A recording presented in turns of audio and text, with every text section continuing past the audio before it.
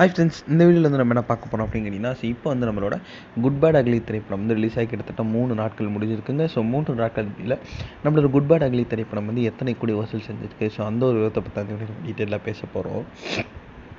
இப்போ வந்து தமிழ் சினிமாவில் ஒரு உச்ச நட்சத்திரமாக இருக்கிறதா நம்மளோட தல அஜித் அப்படின்னு சொல்லலாம்.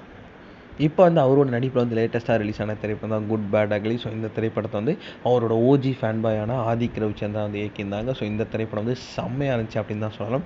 ஸோ ரிலீஸ் ஆன முதல் நாள்லேருந்து வந்து இந்த திரைப்படத்துக்கு வந்து செம்ம பெரிய வரவேற்பு அப்படின்னு சொல்லலாம். ஸோ நம்மளோட தல அஜித் வந்து செதுக்கி இருக்காங்க அப்படின்ட்டு தான் சொல்லலாம். அந்தளவுக்கு வந்து செம்ம மாசாகவே வந்து நம்மளோட குட் பேட் அக்லி திரைப்படத்தை வந்து இந்த திரைப்படத்தில் காமிச்சிருந்தாங்க. ஸோ இது வரைக்கும் அஜித்தோட எந்த ஒரு திரைப்படமும் கிடைக்காத ஓப்பனிங் அளவுக்கு வந்து இந்த திரைப்படத்துக்கு வந்து கிடச்சிது அப்படின்னு சொல்லலாம்.